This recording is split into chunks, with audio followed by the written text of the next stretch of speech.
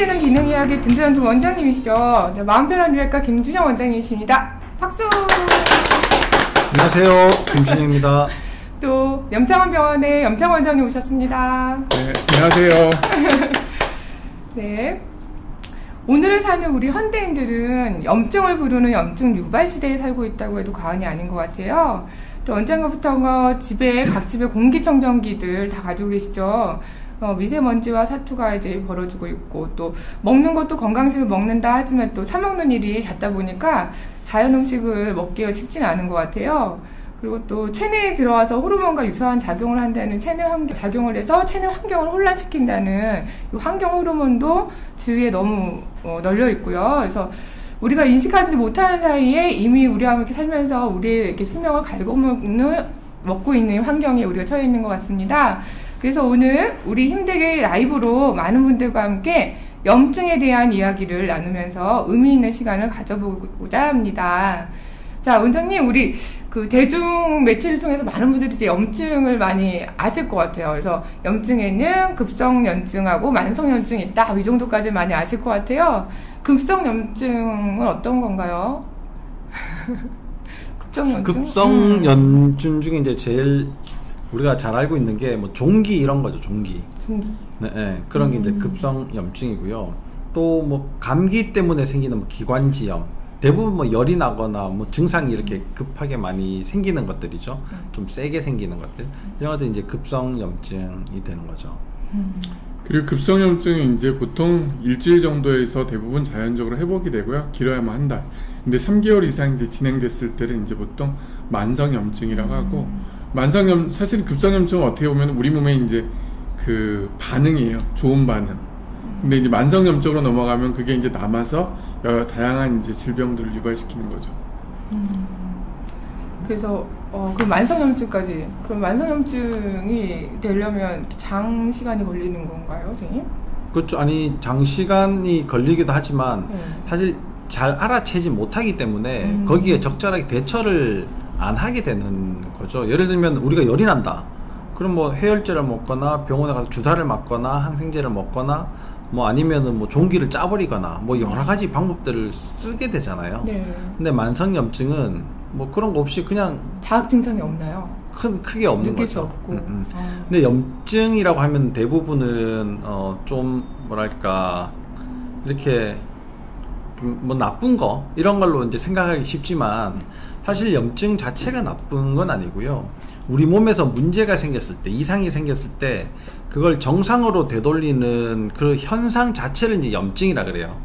각종 세포들이 다 몰려들고 또 거기에서 좋은 물질을 분비를 하고 또 다른 면역 세포들을 불러들이는 이제 물질을 또 이제 분비를 하고 이런 상황 속에 있는 게 이제 염증인 거죠. 거기에서 호전이 되느냐 아니면 지속적으로 오래 가느냐에 따라서 이제 급성염증과 만성염증으로 나눠줄 수가 있어요. 그럼 급성염증은 이제 우리 몸을 지키는 반응이라고 볼 수도 있겠네요. 그럼요. 우리 몸을 모든 우리 몸에서 생기는 증상들은 우리 몸에 이득을 주려고 생기는 거예요. 네. 아, 그래가지고 급성염증을 이렇게 소위 착한 염증이라고 이렇게 표현을 하나 봐요.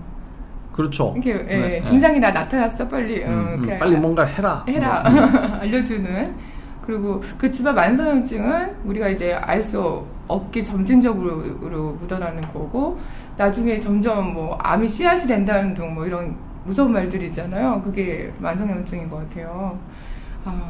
그럼 선생님, 만성염증은 경로가 어떻게 되는 거예요? 원인이 일상생활에서 그냥 묻어나는 건가요? 일어나는 발생 경로나 뭐 여러 가지 상황으로 다 생길 수가 있겠죠. 만성염증은. 네, 뭐 제일 흔하게 생기는 게, 그러니까 문제가 쉽게 생길 수 있는 곳에서 염증이 생기겠죠. 아무래도 이상이 생길 가능성들이 제일 많으니까요. 예를 들어서 우리가 옷을 입고 다니면 이런 데 다치는 것보다 뭐 나뭇가지 같은 데 손이 긁힌다거나 이런 데 맨살이 다칠 가능성이 더 많잖아요. 그런 것처럼 기회가 많은 곳에 그런 염증들이 생길 가능성들이 많게 돼요. 그러면 우리가 살아가면서 제일 문제들이 많이 생기는 곳이 어디일까를 생각해 보면 숨 쉬는 거 제일 많이 사용하는 데가, 그쵸? 아니면 먹는 거를 제일 많이 사용을 하게 될 거예요. 그러면 이제 숨 쉬는 거나 먹는 거에서부터 문제들이 생길 가능성이 높은데, 우리가 이제 먼지 많은 곳에 가면 기침 같은 거 하잖아요. 뭐 그러면 기관지염 이런 것들이 생길 수가 있겠죠, 그죠? 네, 그런 것들이 다 이제 염증이 되는 거고, 또 공기 중에 섞여져 있는 것들보다 음식으로 처리를 하는 과정 중에 생기는 문제들이 훨씬 더 많거든요. 그래서 장에서 문제들이 더 많이 생기는 거예요. 그리고 또 장에 온갖 균들이 엄청 많잖아요. 물론 좋은 균도 있지만 나쁜 균들도 있고, 이런 것들이 이제 다 뒤죽박죽 되면서 문제들이 이제 쉽게 생기게 되는 거죠. 사실은 만성염증이라는 건 항상 우리가 갖고 있는 건데, 그 중에 일부가 이제 우리가 살아가는 과정 중에서 이제 병으로 생기는 거예요. 그러니까 염증들은 항상 어느 순간, 우리가 지금 숨을 쉬고 있는 이 순간, 사람들과 만나는 이 순간에도 염증은 계속 생겼다 없어졌다 하는데, 일부가 진짜 남아서 결국은 이제 이게 질병으로 가는 과정이죠. 근데 죽을 때까지 그게 병이 안 생기는 경우도 있고, 죽기 전에 여러 가지 병들이 생겨서 골골하는 경우도 있고, 그런 겁니다. 그러면 이게 혈관을 타고 이동하면서 이렇게 전신에 발생하는 건가요, 선생님? 그게 아닌 건 아니에요? 아니, 그렇게 될 수 있죠. 네. 그렇게 될 수 있는데, 네. 이게 이제, 그렇게 되죠. 뭐 혈관을 통해서 생길 수도 있고, 아니면 네. 혈관이랑 상관없이 우리가 보통 관절염 같은 경우, 무릎이나 이런 데잖아요. 거기서 이제 계속적으로 쓰면서 결국 염증이 생겼다 없어지는데, 그게 오랫동안 남으면은 이제 그 퇴행성 관절염이나 이런 것들이 오는 거죠.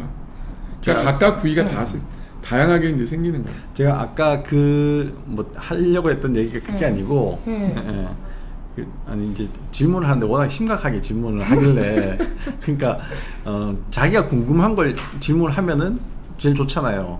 근데 잘 모르는 걸 자꾸 이제 질문하려고 하는 것 같아서 그 모든 염증은 국소적으로 생기지만 이게 국소적으로 끝나지 않고, 그런 이제 찌꺼기나 뭐 여러 가지 다양한 분비물이나 이런 것들이 우리가 특히 이제 염증을 일으키는 물질을 사이토카인이다 이렇게 얘기를 하거든요. 네, 그 세포에서 세포에서 뭔가를 이제 조작할 수, 움직이게 하는 그런 물질들을 사이토카인이라고 얘기를 해요. 그런 것들이 이제 혈액으로 자꾸 번져나가는 거죠. 그래서 이제 다른 곳에서도 이제 염증이 있는 것처럼 오인하게 될 거 아니에요. 원래 국소적으로 뭐 문제를 생겨서 다른 면역 세포들을 막 불러들이고, 거기에서 뭔가 치료를 해야지 되고, 찌꺼기를 막 청소를 해야지 되고, 이런 것들을 활동하도록 하는 신호탄이에요. 신호탄. 그게 혈관을 타고 이제 가잖아요. 그럼 여기에도 왠지 모르게 문제가 있는 것처럼 보여질 수 있잖아요. 그래서 거기에서 또 이상한 염증 반응들이 또 생기는 거예요. 저기서 또 생기는 거, 또 생기고. 근데 이거 자가 면역 질환하고는 또 다른 거예요? 자가 면역 질환은 그렇게 그런 곳에서 훈련받았던 이제 면역 세포들이 다른 곳을 가가지고 이제 공격을 하는 거죠. 자가 면역 질환은 또 다른 거다. 그렇죠. 자가 면역 질환은 말 그대로 원래 내 몸에 있어야지, 내 몸에 이로운 면역 세포가 고장난 세포를 고치거나 외부에서 들어오는 이상한 것들을 막아내야지 되는 그런 역할들을 해야지 되는데, 나를 괴롭히는 거예요. 예를 들면 이런 거죠. 바깥에서 외적이 침입을 했어. 그걸 지키는 게 군인이잖아요. 네. 범인을 잡는 게 경찰이잖아요. 네. 이런 활동을 하는 게 우리 몸에서 면역세포거든요. 면역세포인데, 얘네들이 멀쩡하게 농사 짓고 있는 농민들한테 가가지고 막 괴롭혀. 그러면 안 되는 거잖아요. 그쵸. 그럼 문제가 생기겠죠. 그 동네에 탐관오리가 생겨봐요. 그 마을이 얼마나 난리가 나겠어요. 네. 그런 게 자가 면역이에요. 네. 그런 나쁜 탐관오리 같은 놈. 내 수청을 들거라 이런 그런 놈들이죠. 네, 알겠습니다, 선생님. 그러면 염증하고 간염의 차이는요? 라고 여쭤보신 분 계시네요. 염증은? 간염의 차이는요? 염증은 말 그대로 이제 뭐가 이제 생기는 거, 감염은 균에 의해서 이제 생기는 거거든요. 그래서 보통 이제 급성염증이 많은 경우가 이제 감염에 의해서 생기는 경우들이 많아요.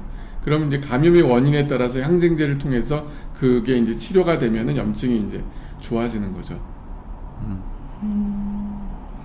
이게 감염은 염증의 한 종류에 불과해요. 한 종류. 그러니까 감염은 우리 몸에서 생겨져 있는 여러 가지 이제 이상 상태를 고치기 위한 많은 활동 자체를, 생명 활동 자체를 염증이라고 할 수 있거든요. 네. 근데 그게 외부에서 들어온 균 때문에 그럴 수도 있고, 아니면은 뭐 내가 다친 것 때문에도 그럴 수 있고, 아니면 안에서 뭔가 뭐 소화가 잘 안 돼서 장염 같은 것들이 생겨서 그럴 수도 있고, 내 속에 있던 균이 잘못 자라서 그렇게 될 수도 있고, 뭐 사례가 걸려가지고 음식물이 넘어가는 바람에 뭐 기관지염이 생길 수도 있고, 이런 건 모든 게 다 염증이에요. 근데 감염은 외부에서 뭔가 들어와서 뭔가 생기는, 그게 세균하고 특히나 이제 관련이 있을 때 감염 이렇게 얘기를 하죠. 네.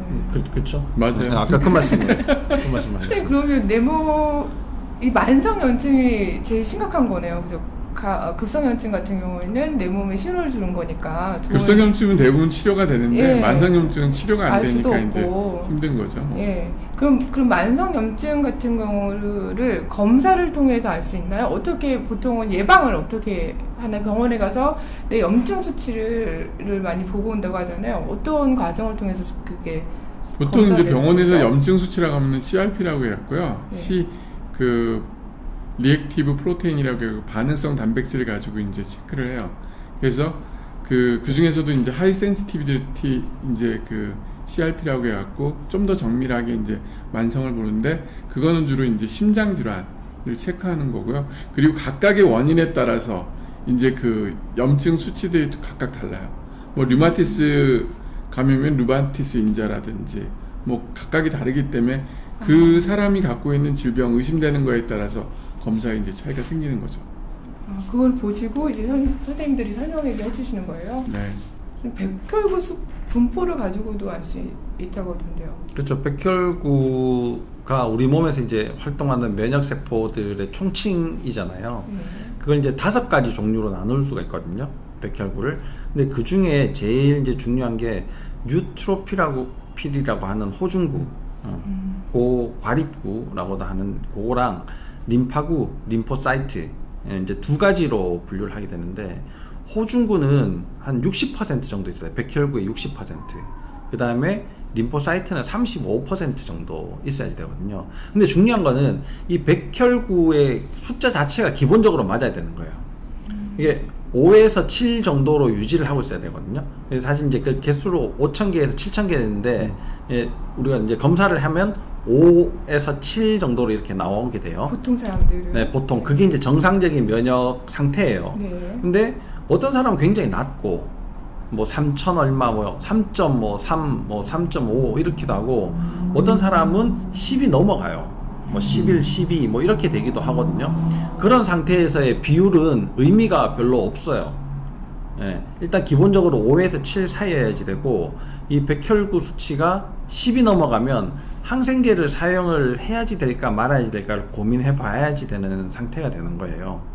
근데 또 4 이하로 백혈구 수치가 되면 이건 이제 영양 부족, 특히나 뭐 아미노산 부족에서 그럴 수도 있고요. 비타민 C 이런 것들이 도움이 될 수도 있고, 활성산소나 이런 것들이 좀 많이 생겨서 백혈구 소모가 많아서 그럴 수도 있거든요. 그래서 활성산소, 항산화제 이런 것들이 좀 필요한 상황일 수도 있고, 그런 것들 이제 다르게 좀 처치를 해야지 되고, 보통 이제 그런 수치, 정상적인 수치 5에서 7 사이쯤에서 그 호중구와 그 다음에 임파구가 60대 35%의 비율이 깨졌을 때 우리가 좀 뭔가를 좀 의심을 해볼 수가 있어요. 어떤 걸 의심을 해볼 수 있냐면, 호중구는 외부에서 들어오는 것들을 막아내는 면역이거든요. 그러면 호중구 수치가 너무 높아졌다. 그러면 혹시 감염이 있나? 외부에서 세균이 들어왔나? 이런 것들을 의심해 볼 수가 있고요. 임파구 수치가 높아졌다. 이런 거는 내부에서 고장난 걸 고치는 면역이거든요. 그러면 내부에서 뭔가가 고장이 났나? 이런 것들을 볼 수가 있어요. 그러면 내부에서 고장나는 것 중에 제일 흔하게 고장나는 게 혈관이거든요. 제일 쉽게. 그러면 이제 혈관에 문제들이 있을 가능성이 매우 높은데, 혈관에 문제가 있다 하더라도 혈관에 문제가 있다 하더라도 우리가 즉시로 알아차리기는 조금 어렵고요. 그런 혈관들이 많이 몰려있는 곳에서 문제들이 생겨나는 걸 이제 알아챌 수가 있어요.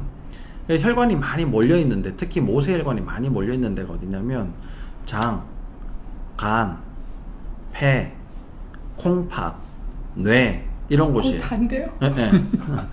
그런 곳인데 이런 곳에서 문제가 생기면 우리가 쉽게 알 수 있는데요. 제일 흔하게 문제가 생기는 곳이 장이에요.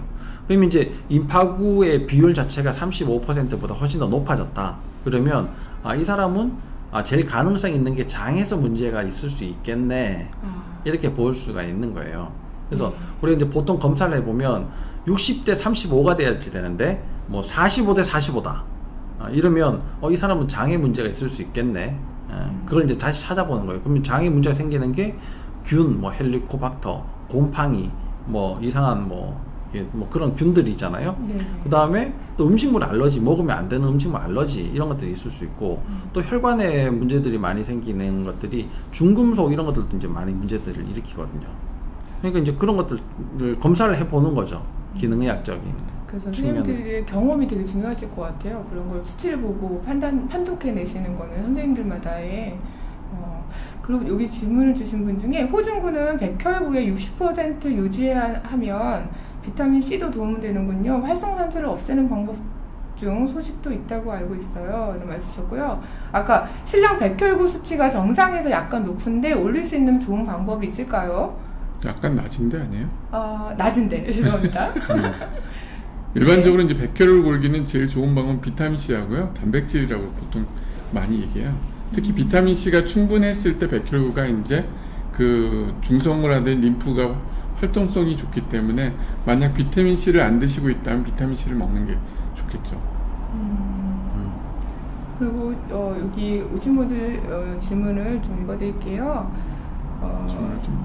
심한 경우, 그러니까 안 좋은 음식이나 약을 잘못 먹어도 전신 발진이 일어납니다.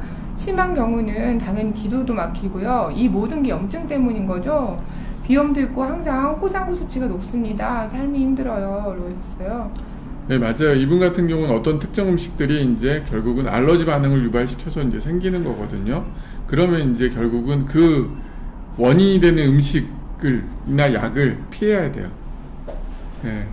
그리고 그거는 본인 스스로가 알고 있어야 되고, 그거를 모르면은 나중에 혹시라도 또 들어와서 항상 위험한 문제를 유발시킬 수 있다는 거죠. 이거 위에 거 질문 어떻게 올려요? 위로 올려갈 수는 없나요? 현재만 보여지나 봐요. 그러면 기능의학을 들어가셔야 돼요. 이쪽에서는 못 봐요? 이쪽에서? 네. 그런 거 같아서 저도 거기서는 안 보여요. 화면에서 지난 채팅은 안 보이고 네, 여기서 실시간 채팅 누르시고 하면서 답을 좀 해줘야 될 게 많은 것 같아요. 제가 선생님도 말 끊기가 제가 좀 죄송해서 말씀 끝나면 질문해 주신 거 말씀드리려고 했어요. 선생님도 말 끊기가 그거 수행 좀 줄여주세요. 췌장암 수술하신 분이 단백질을 많이 드셔도 괜찮을까요? 췌장암 수술하는 분들이 단백질을 많이 드셔야 합니다. 사실은 그 췌장암 수술이 그 환자분들이 대부분 체중이 너무 많이 빠져갖고 문제가 생기는데요. 그게 이제 우리가 이제 근육이나 이런 거 빠져서 이제 생기는 악액질 같은 게 올 수가 있기 때문에 체중을 늘리는 게 굉장히 중요하죠. 선생님 많이 하셨죠? 네네네. 예, 언급을 해줘야 될 것 같은데. 단백질을 많이 드셔야지 되는데 문제는 단백질을 소화하기가 쉽지 않다는 게 췌장을 잘라버렸기 때문에 만들어내기가 쉽지 않고 또 이게 이제 기를 바꿔버리거든요. 췌장암을 이제 수술을 할 때는요. 기를 바꾸니까 소화되기가 점점 더 어려워지고 장 운동도 떨어지고 이런 문제들이 있어요. 그래서 이런 분들은 고기를 통해서 뭐 아니면은 뭐 두부나 콩을 통해서 이렇게 드시기보다는 물론 뭐 그런 것들은 맛 때문에도 드실 수는 있겠지만 단백질 쉐이크 같은 것들을 이용하시면 훨씬 쉽게 도움을 좀 받으실 수 있고 췌장 소화 효소제를 좀 더 많은 양을 꾸준히 복용하시는 것이 단백질 섭취를 좀 더 효율적으로 할 수 있는 방법이 되겠습니다. 어깨 석회, 그렇죠. 어깨 석회도 염증의 결과예요. 석회라고 하는 것은 세포가 염증이 너무 과도하게 빠르게 생기는 바람에 죽으면서 없어지지 않고 굳어지면서 딱딱해지는 상태가 석회거든요. 그게 막 뭉쳐져 있는 게 석회입니다. 칼슘이 많이 이렇게 들어가 있는 게요. 그런 것들이 염증 반응의 일종이고요. 염증 반응을 또 일으키기도 하죠. 크기가 좀 크거나 아니면 움직임이 많은 어깨 같은 곳에 있으면 뭐 건염 이런 것들을 만들잖아요. 어깨 석회와 네, 레베카님이 아까 다시 질문 올렸다고 하는데요. 신랑 손에 습진이 있어요. 특정 유산균을 먹으면 좋아졌다가 다른 유산균을 먹으면 나빠지고 손가락 앞까지 벗겨지는데 어떻게 하면 좋아질 수 있을까요? 네, 그러면 좋아지는 유산균을 계속 드시면 되죠. 그렇죠. 좋은 방법은. 맞는 유산균을 먹어야 되고요. 다른 유산균 바꾸지 마세요. 네. 그리고 이제 계속 그러면은 원인이 뭔지를 찾기 위해서 뭐 진료를 한번 받아보시는 게 좋아요. 혹시 피부과 같은 데 가서 뭐 특별한 얘기는 안 하셨어요? 그러니까 거기서 뭐 특별한 이상이 없다고 하면은 우리가 알고 있는 어떤 음식이나 유발될 수 있는 인자가 있을 수 있으니까 그것을 찾아보는 게 좋습니다. 근데 뭐든지 자기한테 먹고 괜찮은 거를 계속적으로 드시는 게 맞고요. 먹고 안 좋은 거는 피하는 게 맞습니다. 선생님, ESR과 CRP는 어떻게 다른가요? ESR이 뭘까요? ESR은 전문적으로 적혈구 침강 속도를 보는 거예요. 네. 염증이 많으면은 속도가 빠르고, 네. 뭐 보통은 예를 들어서 뭐 20 정도면 염증이 있으면 없냐 이런 것들을 보게 되고. 그러면 그거하고 아까 말씀해주신 CRP하고는 어떤 게 더 정확한가요? 이렇게는 또 네. 차원이 다른 거죠? 아니 염 원장님하고 저 중에 누가 더 남자다워요? 이렇게 물어보는 거랑 비슷한. 둘 다 염증을 체크하는 거고요. 그 다음에 레베카님 계속 이제 질문 들어오는 것 같은데, 그 병원에서 뭐 특별한 게 없다고 하면 결국은 본인 스스로가 찾을 수밖에 없어요. 본인이 진짜 어떤 행동이나 어떤 음식, 뭐 손이나 뭐 이런 게 했을 때 습진이 많이 생기면은 그게 유발인자이기 때문에 그거를 피할 수밖에 없더라고요. 그래서 스스로가 이제 터득해 하고, 유발시키는 거는 피하고 어떤 거를 했을 때 본인이 좋아지면은 그거를 이제 좀 더 강조하는 것밖에 없더라고요. 그리고 이제 내 몸의 체력이거든요. 체력이 적을 때 이제 덜 생기기 때문에 숙면을 취하는 게 굉장히 좋고요. 피부에 문제가 생기는 거는 반드시 장에 문제가 있다 이렇게 생각을 하시면 됩니다. 다시 이제 뭐 제가 맨날 군대 얘기 이런 것도 좋아하는데요. 자, 38선을 하고 우리가 적군이랑 이렇게 마주치는 곳이죠, 그죠? 거기에 지키는 군인은 육군이에요, 그쵸? 근데 바다를 지키는 군인은 해군이에요. 근데 다 하는 일들은 바깥에서 들어오는 적군들을 막아내는 거다 이렇게 보시면 되거든요.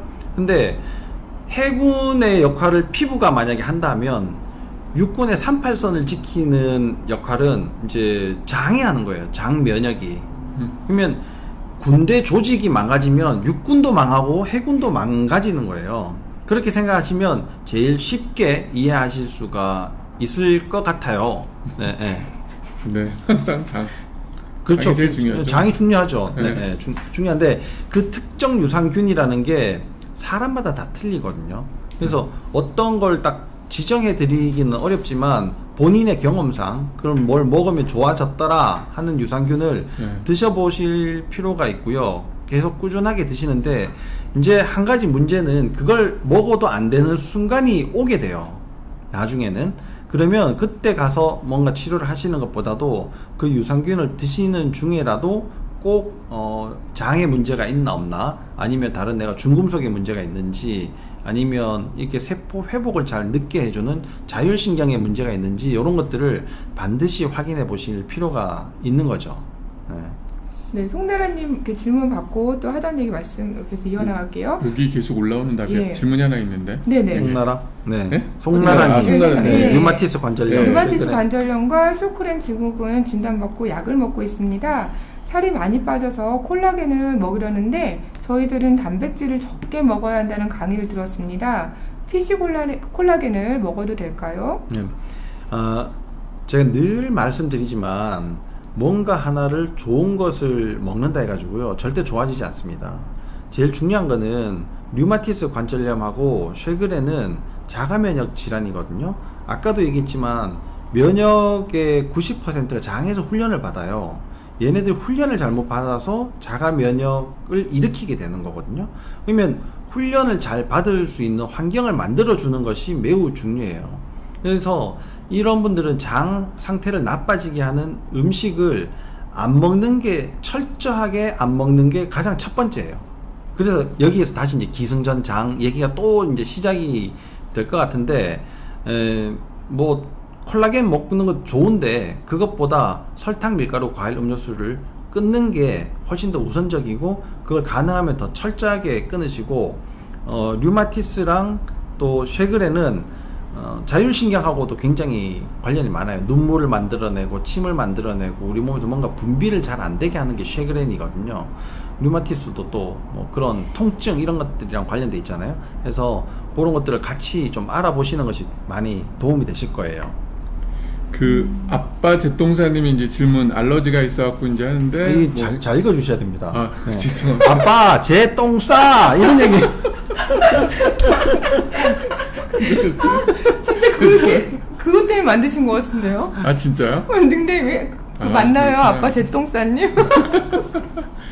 저는 비염이 심해지면서 이제 천식이 생겼어요. 호삼과 자꾸 증가하면서 이게 폐에 침이 나면서 호삼구성 폐렴이 자꾸 오고 입원하는데 말 그대로 이제 우선 글루텐 정제형 유제품을 끊어보고 있습니다. 호삼군은 말씀하신 호중구, 림프구와 어떻게 다른지. 이제 보통 호중구는 이제 바이러스 세균하고 싸우는 거고요. 림프구는 면역에 이제 관여하는 거고, 호삼구는 주로 이제 알러지가 높은 사람들이 이제 이 수치가 높아요. 그러니까 말 그대로 본인은 지금 어떤 상태인지 뭐가 원인인지 모르겠는데 피 속에서 알러지가 이제 좀 있다는 거 평가하거든요. 그래서 이거를 떨어뜨려 주는 게 중요한데, 그 원인들 중에 많은 게 이제 음식이 있기 때문에 그 음식 중에서 이제 관리, 식이요법을 해보는 거는 도움이 될 수가 있습니다. 추가 설명 혹시? 네. 제 네. 질문을 잘 못 읽어가지고. 요거 지금 하시는 거예요? 네, 그거예요. 영우전이 너무 말씀 잘해주셔가지고요. 네. 그러면 이렇게 심각한 병이 생기지 않도록 미리 저희가 대처를 해야 되잖아요, 선생님. 체내 염증이 있으면 발생할 수 있는 증상들을 좀 봤더니 우리가 1회 때 했던 부신피로 증후군하고 거의 비슷한 증상이 좀 많이 보이더라고요, 선생님. 언제요? 그러니까 이런 만성염증이 있으면 체내에 일어날 수 있는 증상들, 네. 뭐 피곤하다든지, 뭐 통증이 그렇죠. 여기저기 생긴다든지, 네. 또 알러지는 당연히 생기는 것 같고요. 저 이번에 감기 얘기 들어보니까 뾰루지가 생기는 것도 그런 반응인 것 같아요. 근데 치주염이 발생한다고 하는데 치주염 같은 경우도 그런 만성염증의 한 일환인가요? 일환이죠. 그러니까 이런 것들이 보면 그 부신피로증하고 거의 비슷한 것 같아요, 그러니까 선생님. 부신피로의 특징이 뭐예요?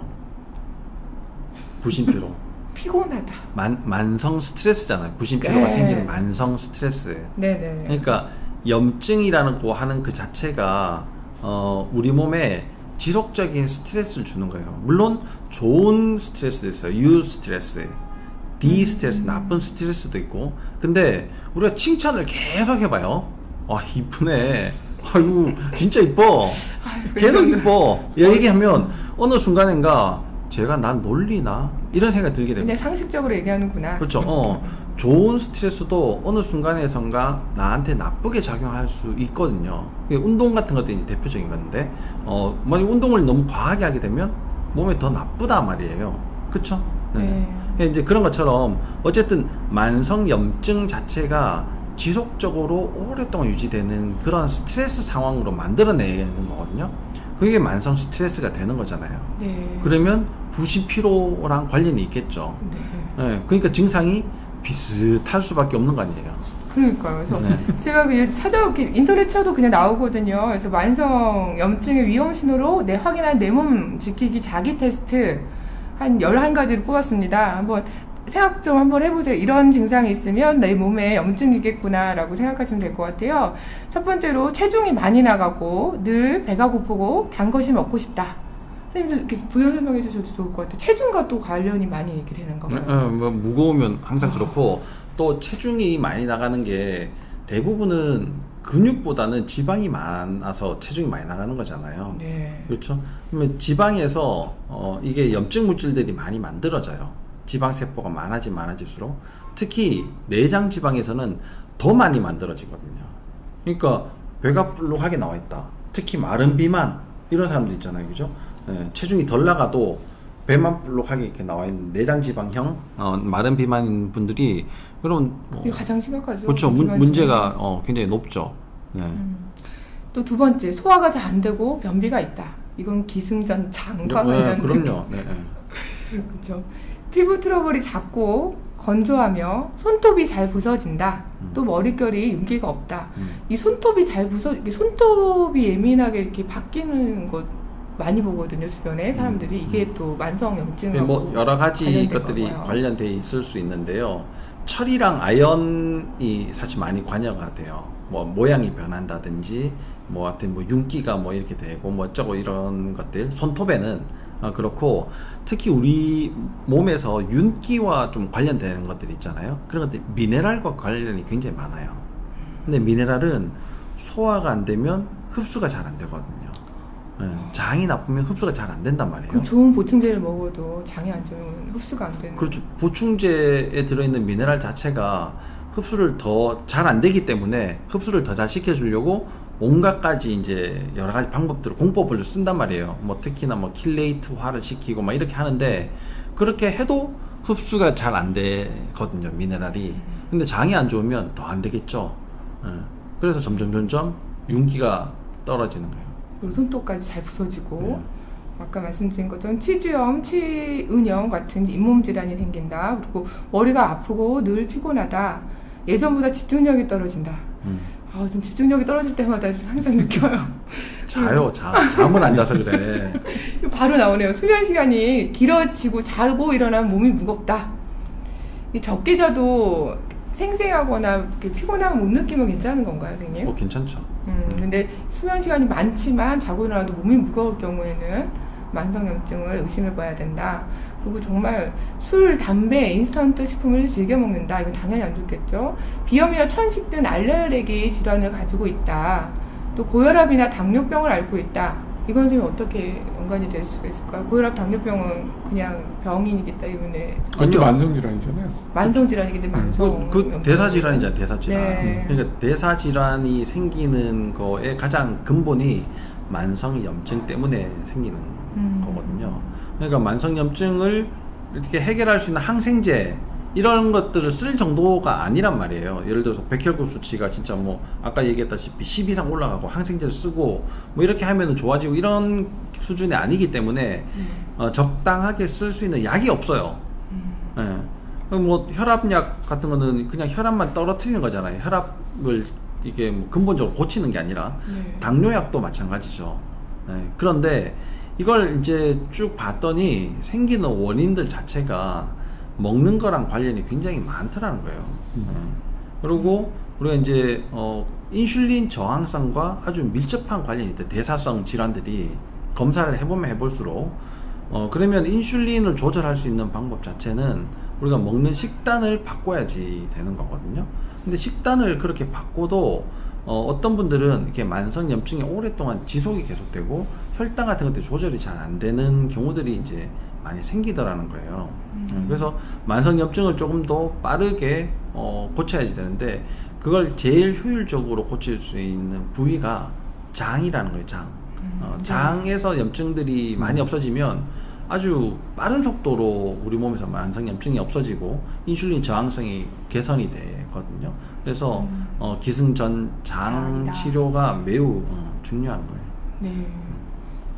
우리 장면 전환 좀 조금 해주시면서 해주시면 좋을 것 같아요. 그래서 지금 또 질문을 주신 분들 중에 더치커피가 있는데 이것도 염증과 관련이 있을까요? 예, 선생님들이 말씀해 주셔도 좋지만 제가 커피를 좀 알아보니까 종이에 내려먹는 거는 좀 그게 덜하다고. 일반 더치커피나 그냥 우리 세게 먹는 거 뭐라고 하죠? 그런 커피들은 에스프레소? 네, 그런 것들이 높다고 들었어요, 선생님. 뭐가 높아요? 항산화 지수? 예, 그리고 몸에 콜레스테롤 수치가 높다. 근데 종이 거름망에 이렇게 내려먹는 거는 콜레스테롤 수치가 오히려 제일 낮더라. 이런 얘기가 있더라고요. 그래서 커피를 현대인들 너무 자주 마시니까. 그 커피 안에 들어있는 지방의 양 자체가. 그래서 지금 그분이 말씀해 주시길래 더치커피도 이런 콜레스테롤 높은데 좀 일조를 한다면 이것도 염증과 관련지어 생각할 수 있을까요? 염증을 발생시키는 원인으로? 근데 이분은 지금 알러지가 있어서 비염이 있는 분이잖아요. 네. 그래서 뭐래도 먹으면은 혹시라도 이런 게 생길 수 있냐 이런 건데 그거는 사실은 몰라요. 뭐든지. 근데 콜레스테롤을 먹어서 올라가는 게 아니잖아요. 네. 그렇게 올라가는 게 아니다라는 게 이미 밝혀졌는데, 물론 뭐 많이 먹으면 올라가긴 올라가요. 예, 이게 이제 우리 몸에서 만들어내는 게 보통 뭐 한 60에서 80% 정도 콜레스테롤이 혈중 콜레스테롤 중에서 만들어낸다고 하니까, 그러니까 이제 나머지는 뭐 먹어서 좀 올라갈 수는 있겠죠. 근데 그렇게 크게 영향은 안 받더라라는 거예요.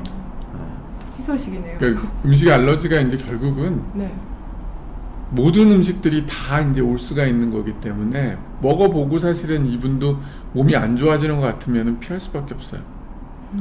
그러니까 우리가 이제 그래서 이제 푸드 IgG 검사를 통해서 이제 확인을 해보는데 그거랑 상관없이도 거기서 안 나왔다 하더라도 내가 먹었는데 안 좋아. 그럼 결국은 피하는 것밖에 없죠. 네. 그럼 이 정상 범위에 있더라도 이제 낮은 범위에 있는 것이 좋은 염증 수치잖아요. 그러면 뭐 지속적인 염증 관리가 이제 제일 중요할 것 같은데, 아까 말씀하신 것처럼 우리가 먹고 있는 음식을 주의하는 게 제일 좋은 식습관을 갖는 게 제일 우선인 것 같아요.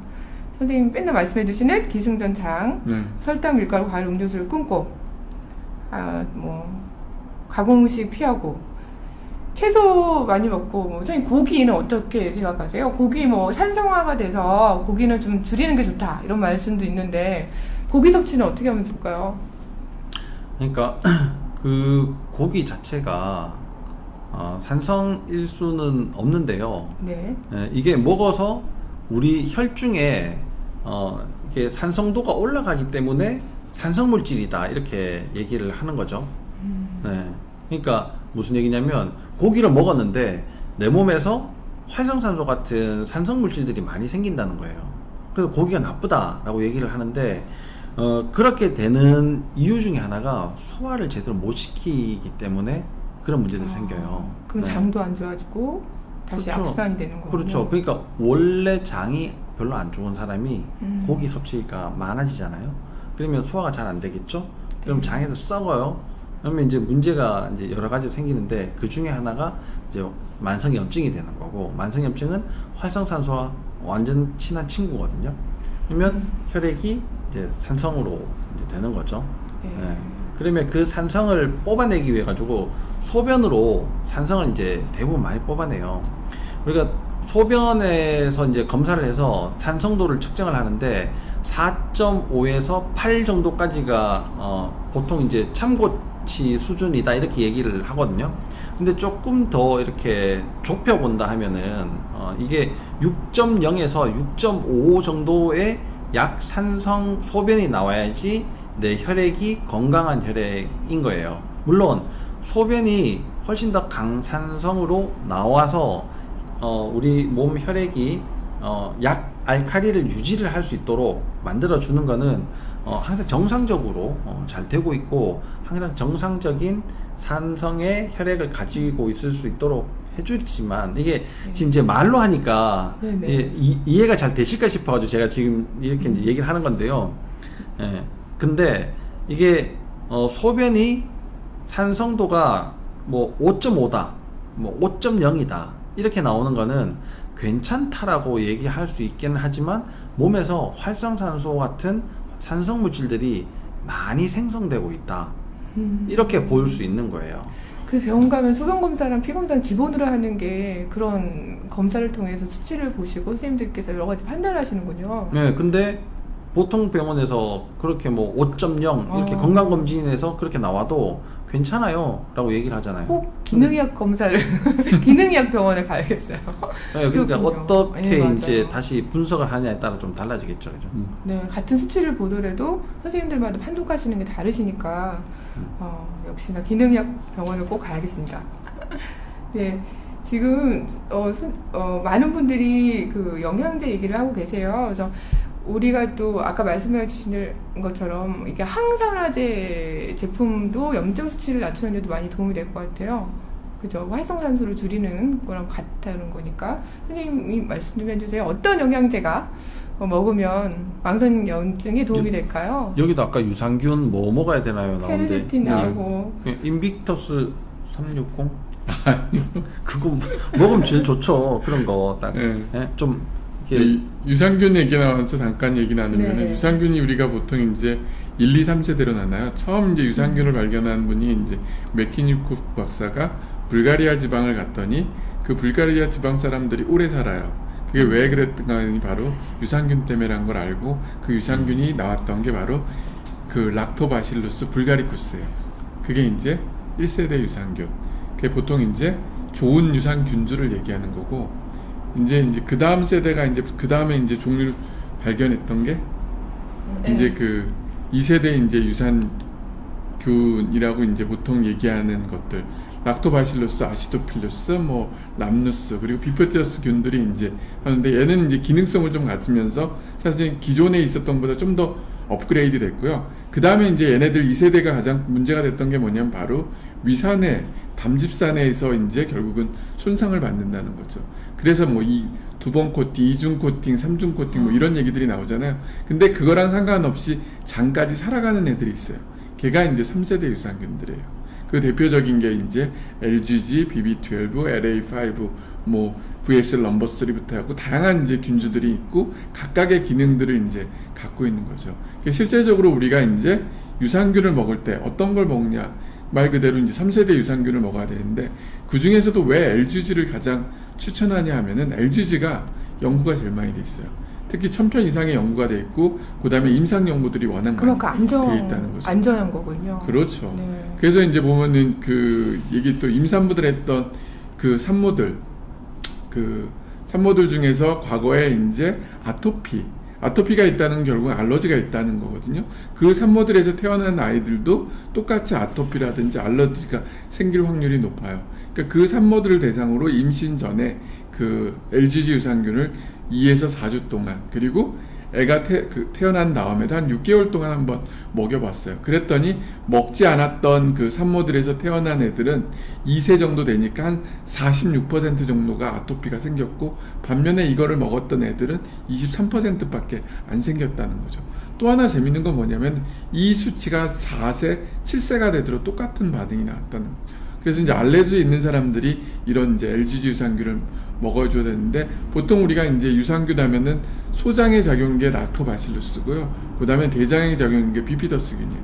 그래서 이 두 가지 균주는 갖고 있어야 된다. 그래서 LGG, BB12 그리고 이제 최근에 이제 또 하나 뜬 게 이제 LA5 그래서 이 세 가지를 가장 많이 추천했고요. 또 하나 그 알러지 환자들한테 이제 제일 좋은 영양제 중 하나가 뭐냐면은 퀘르세틴. 퀘르세틴은 사실은 이제 그 페토케미칼 중에서 우리가 보통 이제 식물에서 뭐를 보호해 주는 것들이 다 색깔, 껍질에 있다는 거잖아요. 그 중에서 가장 활성형이 뭐냐? 이 그 퀘르세틴인데 이 퀘르세틴은 주로 어디에 많냐면 바로 양파 껍질이에요. 근데 우리가 보통 양파 껍질을 먹는 사람들은 없어요. 까고 먹지. 그러다 보니까 이제 퀘르세틴 성분들이 적은데 이 퀘르세틴이 사실은 임상 연구들이 굉장히 많이 되어 있고 중국 사람들이 그렇게 기름진 음식을 많이 먹어도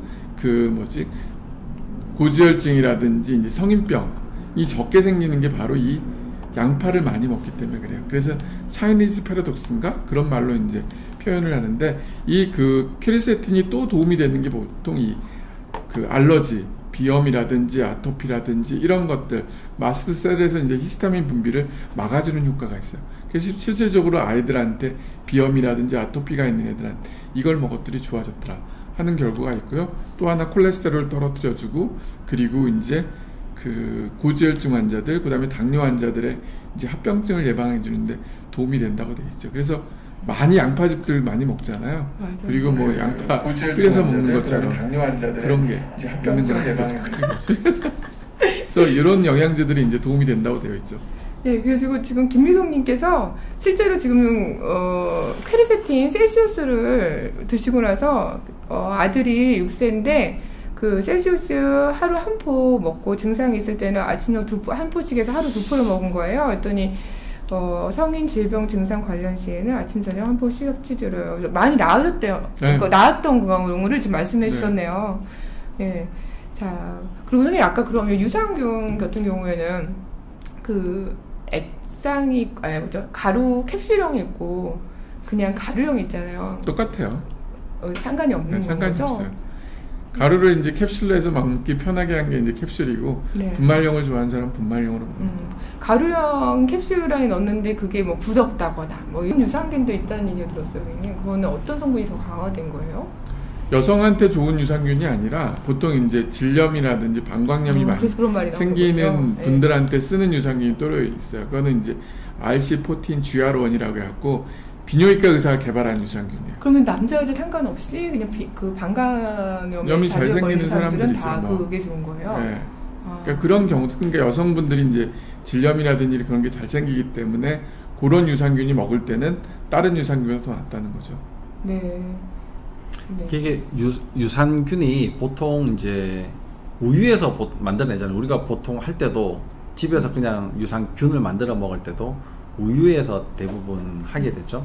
근데 이런 이제 뭐 김치 유산균 이런 것들은 이제 그런 동물성 이 단백질이나 지방을 쓰는 게 아니라 식물성으로 이렇게 이제 쓰려고 하려고 이제 하는 거예요. 대부분은 발효될 때 균들이 생기잖아요.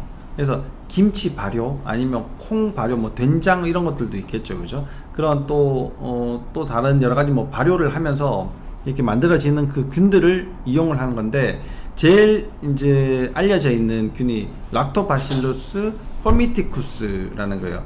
퍼멘테이션이 이제 발효라는 뜻이거든요. 그래서 퍼미티쿠스를 사용을 하는 건데 거기에서 김치에 조금 더 많이 생기는 요런 균들 그거를 이제 만들어서 이게 해서 모아서 유산균으로 만든 게 김치 유산균이죠. 뭐 특별한 뭐 그런 것들은 아니고요. 김치 유산균 좀 이렇게 파는군요. 네. 그리고 저기 뭐 이제 그 뭐야 우리 낫또에 판 낫또균 이런 것들이 이제 굉장히 또 유명하잖아요. 그쵸. 비타민 K2를 만들어내는데 아주 유용하게 쓰여지고. 맞아. 그래서 유산균은 저장 기간이 짧다고 하잖아요. 그렇죠. 가능하면 빨리 먹는 게 빨리 좋죠. 그래서 너무 유통기한 긴 유산균은 비추인 건 거죠. 그렇죠. 선생님? 가능하면 빨리 먹어야 되고 특히 이게 유산균에서 이제 뚜껑을 뚫고 먹으면은 가급적이면 한 달 내에 먹어야 돼요. 네. 좀 뭐 오메가3도 그쵸? 좀 그쵸. 빨리 먹는 게 좋잖아요. 뭐든지 다 그러면은 염증, 만성염증에 좋은 영양제가 지금 케르세틴, 유산균 또 뭐가 있을까요, 선생님? 보통은 아까 말씀하신 오메가3? 네, 오메가3도 뭐 굉장히 좋죠. 뭐 비타민 C 이런 것들도 네. 염증이 좋겠고, 예.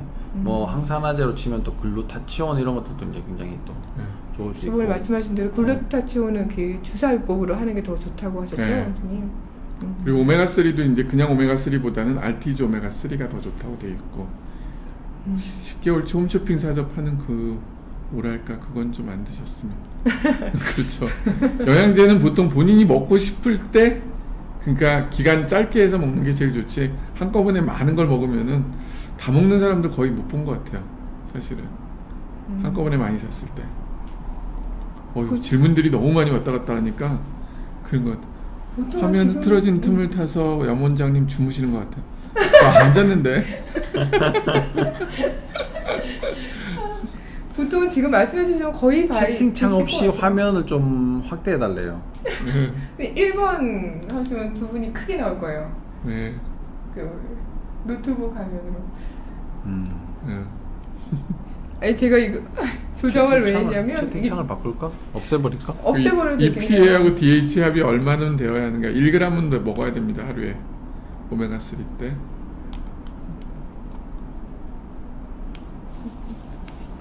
이게 또 벌써 9시 25분이 됐네요. 맞아. 네. 네, 질문들에 대한 답은 대부분 다 해주신 거예요? 예, 거의 다 해주셨죠. 그 오메가3 EPA 플러스 DHA 합이 얼마나 돼야지 좋은 건가요? 라고 질문 주셨어요. 하루에 1g 정도 먹어야 돼요. 그래서 보통 하루에 한 2알 정도 먹어야 되는 것 같아요. 그러니까 함량이 보면 오메가3라고 해갖고 이제 낮은 함량이 있고 높은 함량이 있어요. 그래서 비율을 봐갖고 이제 높은 함량 쪽으로 먹는 게 낫죠. 네. 그러니까 오메가3도 보면은 1세대, 2세대, 3세가 나는데 보통 이제 1세대라는 게 처음 발견돼서 이제 하는데 그게 이제 그 함량 자체가 낮아요. 그 다음에 이제 나온 게 이제 이폼을 붙여갖고 고함량. 근데 얘는 우리 몸에 들어왔을 때 흡수율이 떨어져요. 그래서 그 다음에 이제 RTG 폼으로 바꾸면서 함량도 높여서 이제 가는 거. 그래서 이제 RTG 오메가3를 얘기하고, 식물성 오메가3, 뭐 동물성 오메가3 얘기하는데, 식물성 오메가3는 DHA, 대부분 DHA예요. 그러니까 사실은 이제 DHA는 머리, 뇌 기능을 좋게 하지만은 중요한 것 중에 하나, 우리 염증을 막아주는 거는 EPA예요. 그럼 결국은 동물성을 먹을 수밖에 없는 거죠. 네. 근데 이제 동물성의 가장 큰 문제는 먹이사슬에서 위에 물범, 연어 이런 데는 중금속 문제가 걸리기 때문에 가급적이면은 뭐 멸치어류냐 정제어류에서 이제 낮은 애들, 이게 작은 물고기에서 이제 하는 게 좋습니다. 큰 물고기는 이제 그렇죠. 수분이 많다고 네. 들었어요. 요새 이제 최근에 또 나온 게 이제 크릴 오일 많이 나오잖아요. 네, 맞아요. 크릴 오일이 이제 오메가3 때문에 이제 그걸 하는데, 크릴 오일에는 뭐 흡수율이나 이런 게 좋을지는 모르지만 함량이 작아요. 사실은 한 알에 들어있는 오메가3 양이 적기 때문에 실제적으로 우리가 먹을 때 이제 데이터들 연구들 보면은 RTG 오메가3 알약하고 크릴 오일 알약 하나하고 이제 그 나중에 이제 흡수율 비교에 들어간 우리 몸에 들어가는 함량을 보면은 RTG 오메가3가 더 많다는 거죠. 그걸 같이 드시는 분이 있더라고요. 크릴 오메가3하고 그냥 RTG 오메가3를 같이 먹기도 있고요. 크릴 오메가3에는 장점은 포스파티드 뭐예요? 콜린이 좀 많이 들어가죠. 콜린 성분이. 콜린 성분이. 네. 두 개 좋다고 들었어요. 네, 뭐 그렇기도 하고, 뭐 세포막을 만드는데 또 이제 기본적으로 또 쓰여지니까 그런 것들이 많이 들어가니까 두 개를 같이 드시면은 뭐 형편이 되신다면 좋죠. 네. 다 참 성분이 차이가 있기 때문에 잘 살려면 다 이게 돈이 많이 필요한 게 참 문제예요. 여기 외국 교수가 우유 먹지 말라고 주장했는데 유산균도 유제품인데 괜찮나요? 그래서 요즘은 유산균의 유제품을 다 제거한 제품들이 많아요. 우리 그렇죠. 넘 원장님의 인픽터스 프로도 새로 나온 거에는 유제품을 다 뺀 제품이에요. 그죠? 제가 말씀을 드렸네요. 아이고 참. 그다음에 유산균이 유제품은 아니에요. 네, 전혀 다른 거죠. 이 우유를 이용을 해서 균을 증식시켰다는 거지, 이 유제품에 들어가지는 않죠. 유산균, 유제품 맞아, 이렇게 해서 같이 이제 뭐 그럼 우유 같은 성분을 집안인가? 뺐어요. 우유 성분이 조금 있어요. 이 말은 어떻게 차이로 들어야 될까요? 어떤 성분 때문에 우유 성분이 함유? 우유 성분 함유하지 않은 단백질 이런 거가 이제 제일 크겠죠. 단백질 알러지를 일으킬 수 있는 성분이 좀 포함이 돼 있느냐, 다 제거가 돼 있느냐, 뭐.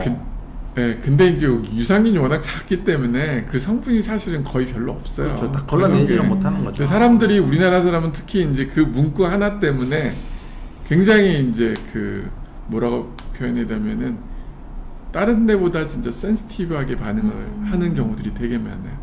그러니까 얼마 전에 이제 많이 나왔던 게 뭐 스테아린산 마그네슘, 뭐 이산화규수 뭐 이런 것들인데, 이게 이제 그 얘기를 하는 거는 우유를 진짜 물처럼 드시는 분들이 있어요. 그렇죠. 지금 뭐 아침 한 잔 먹고 뭐 점심 한 잔 먹고 진짜 뭐 이게 한 통씩 이렇게 다 드시는 분들이, 그런 분들 그렇게 먹지 말라고 하는 거지, 진짜 요만큼씩 드시는 거 그냥 괜찮고, 우리가 뭐 설탕, 밀가루, 뭐 과일, 음료수 다 나쁘다 하지만 이게 뭐 그것 때문에 애 생일 때 뭐 어떻게 외식 갈 장소를 못 정해가지고 너무 이렇게 그랬었어요. 막 이런 분들이 있거든요.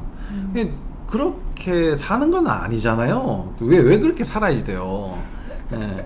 아니 뭐 조금 먹고 문제가 물론 또 뭐 생길 가능성도 적지만 문제가 된다 하더라도 그거는 좋아지는데 시간이 조금 더 필요하다는 걸 뿐이지, 예, 그것이 뭐 대세에 큰 영향을 주거나 이렇게 하진 않고, 유산균에 뭐 우유 성분이 조금 더 들어가 있다 하더라도 우리가 항상 장점과 단점을 봐야 되잖아요. 100% 좋고 100% 나쁘다라는 거는 이 세상에 없어요.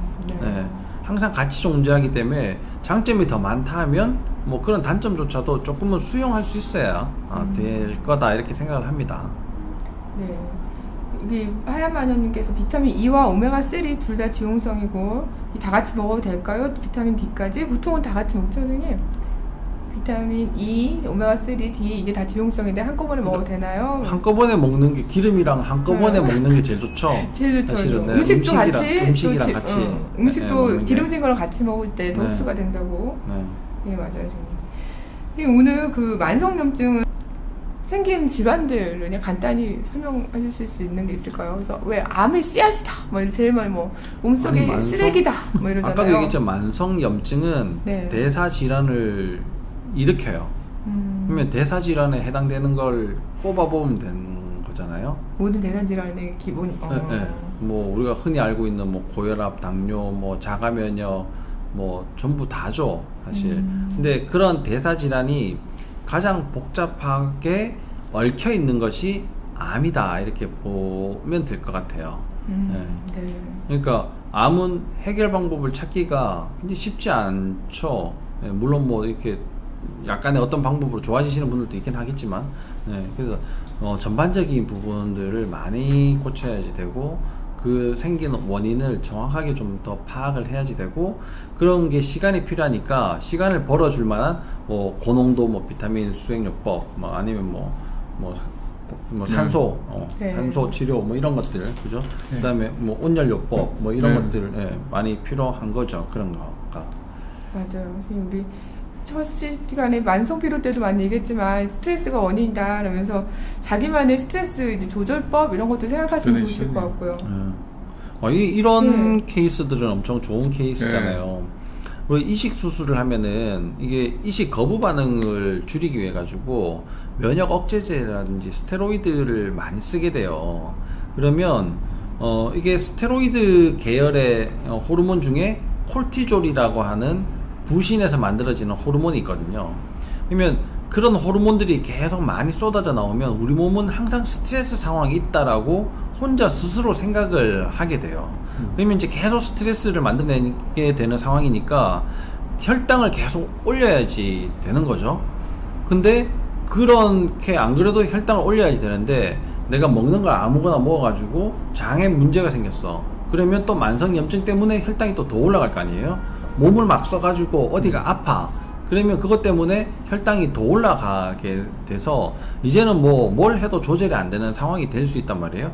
근데 뭐 예를 들어서 인빅터스 프로 같은 유산균을 탁 먹고 장이 좋아졌어. 그러면 그만큼 혈당을 낮출 수 있는 거죠. 스트레스를 더 줄여줬기 때문에, 만성염증이 없어졌기 때문에.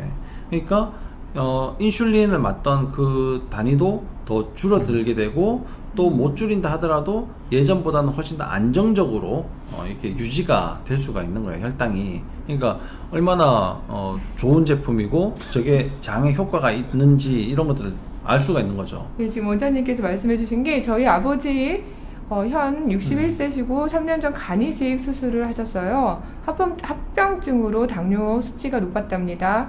주사제로 20단위씩 맞다가 인빅터스 프로 유산균이거든요. 섭취 4개월 후부터 18단위로 낮춰서 맞으실 정도로 수치가 낮아지셨어요. 당뇨와 유산균의 상관관계가 있는지 궁금해요 라고 말씀해 주셨는데, 그거에 대해서 지금 김 선생님께서 말씀해 주신 겁니다.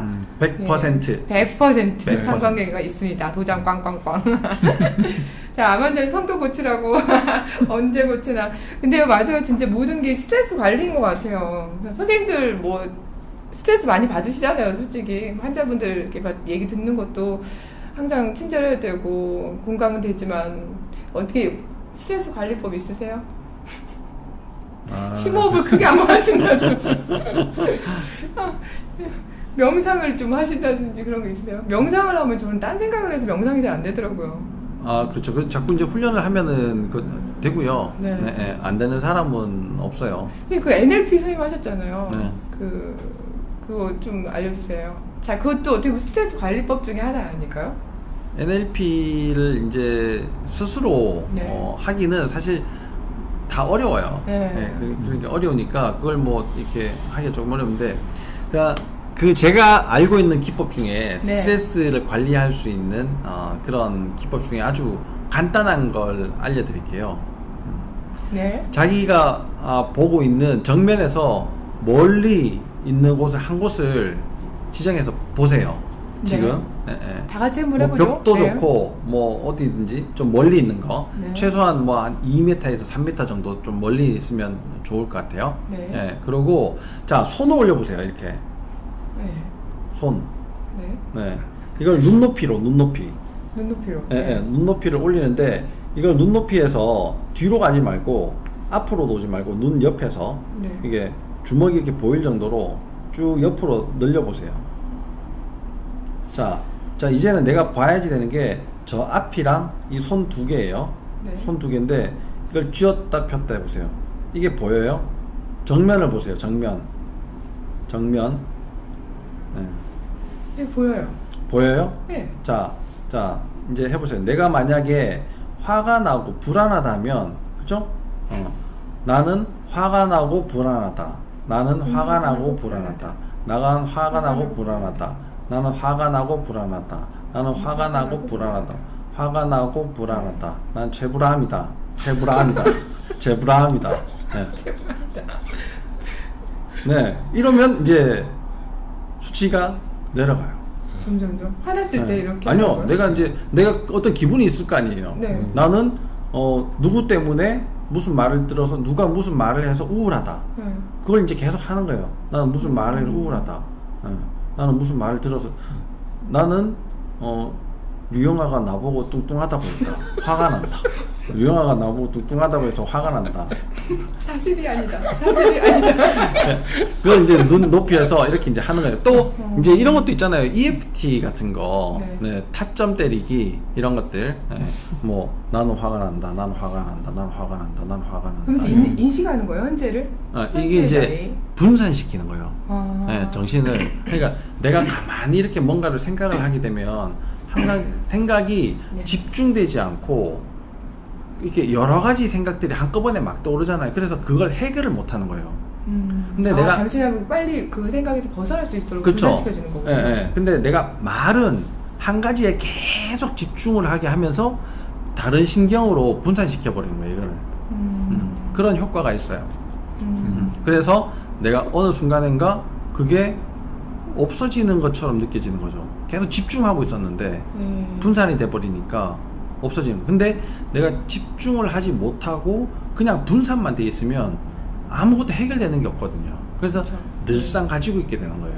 네, 더 나쁜 거죠. 네, 어느 더 나쁜 순간에 거죠. 폭발해 버리니까. 네, 네. 그러니까 뭐 이게 마감 시간이 내일이야 해가지고 어찌됐든 이게 빨리 해결을 시켜야지 이게 일이 마무리가 되는데 시간이 많이 나와 보세요. 아니 좀 이따 하지 뭐. 또 조금 일 생기면 또 조금 하고 이제는 일이 많아져가지고 어떻게 하지를 못하는 거예요. 이제 그런 상황이 되는 거랑 비슷하게 되는 거죠. 심리강이 좋네요. 좋은 방법이네요. 아 네, 진짜. 진짜요. 네, 이거 엄청 중요해요. 엄청. 맞아요. 네, 자기 스트레스 어떻게 관리하는가. 네. 네.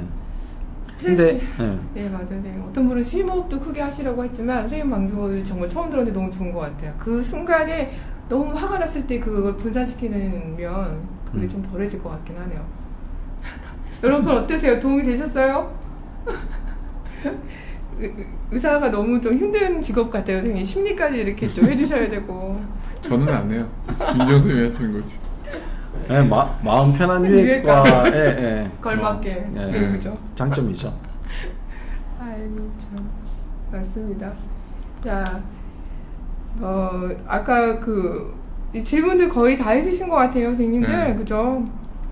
그러니까 질문 화가 폭발해서 살다가 만성피로가 왔어요. 진짜 화낼 힘이 없어 못 낸답니다. 못 낸답니다. 이거는 엄청 잘 된 일이에요.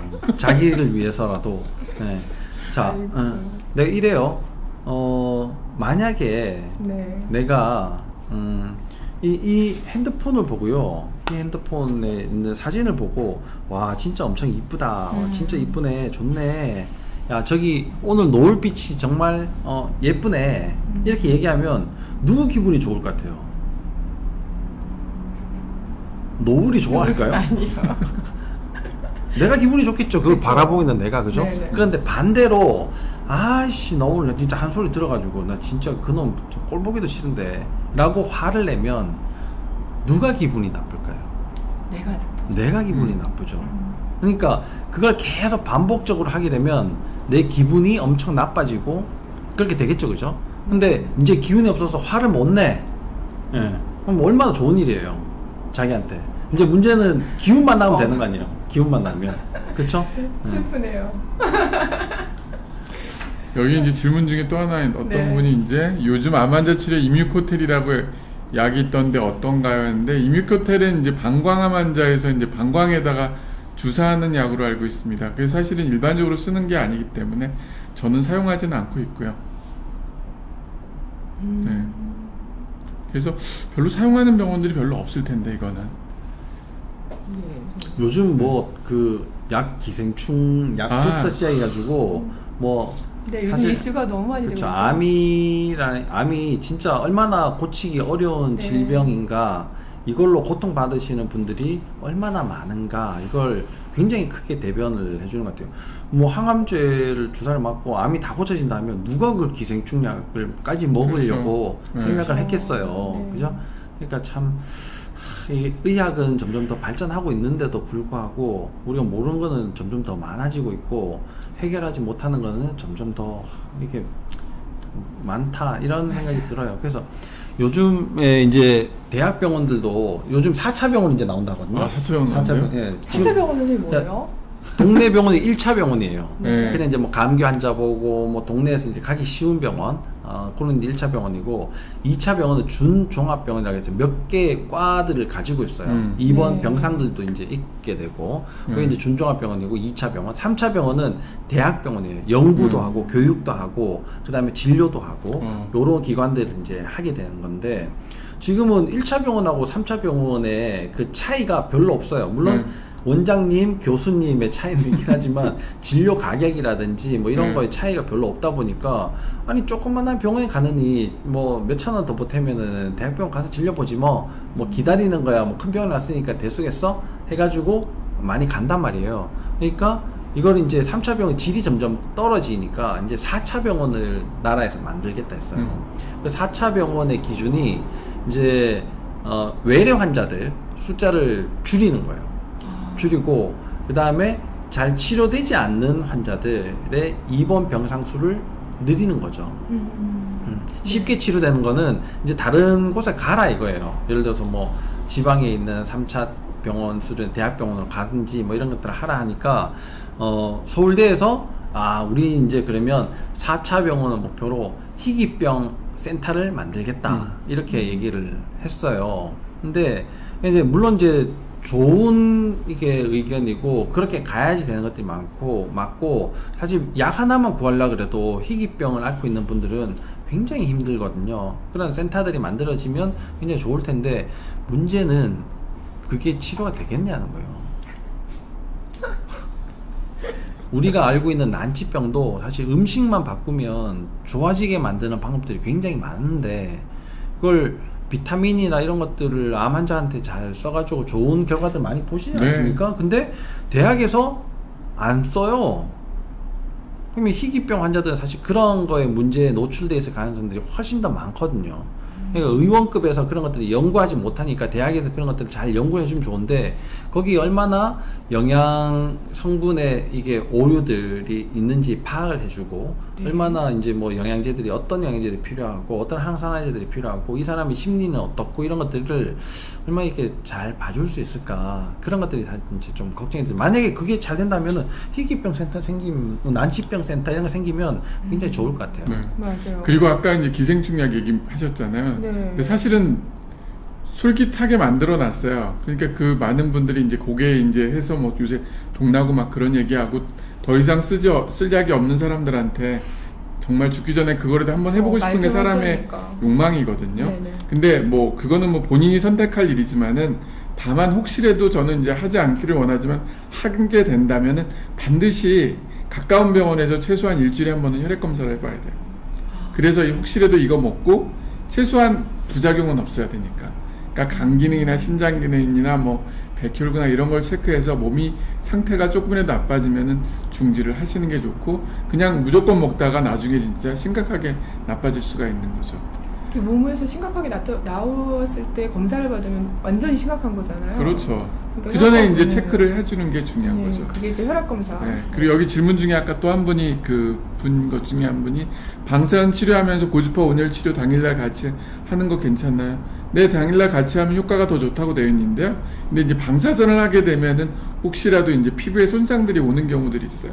그렇기 때문에 그때 너무 심하게 온 경우는 이제 온열 치료를 그날은 이제 피하는 게 좋다고 하지만은 일반적으로 특별한 문제만 없으면은 같이 하는 게 훨씬 더 효과는 좋다고 되어 있습니다. 거의 다 한 것 같은데요, 이제. 네, 맞아요, 선생님.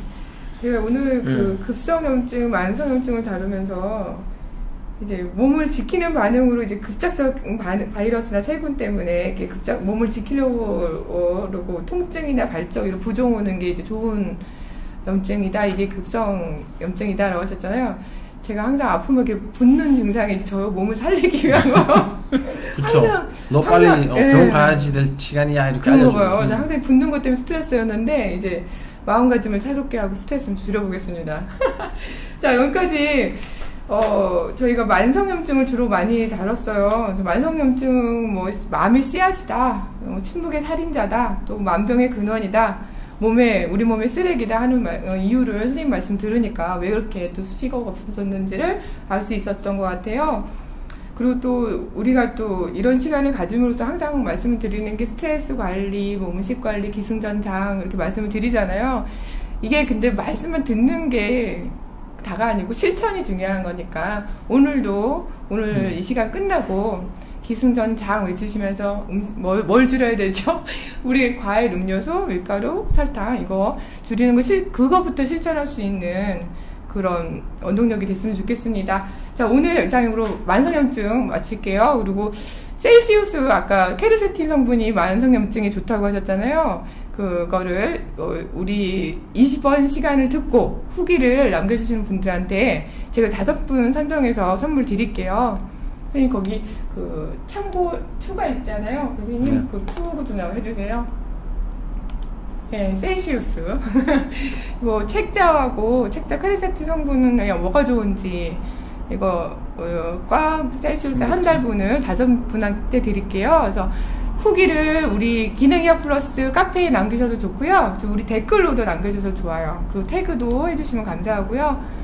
여기까지 만성염증에 대한 시간 마치도록 하겠습니다. 다음 시간에 또 좋은 주제 가지고 또 나올게요. 선생님 라이브로 그때도 진행을 하겠습니다. 그럼 다음 시간에 뵙겠습니다. 선생님 감사합니다. 감사합니다. 네. 구독자분 안녕 가세요.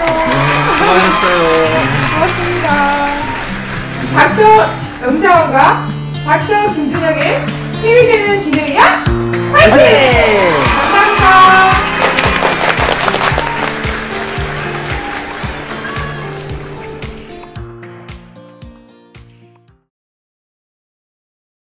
감사합니다.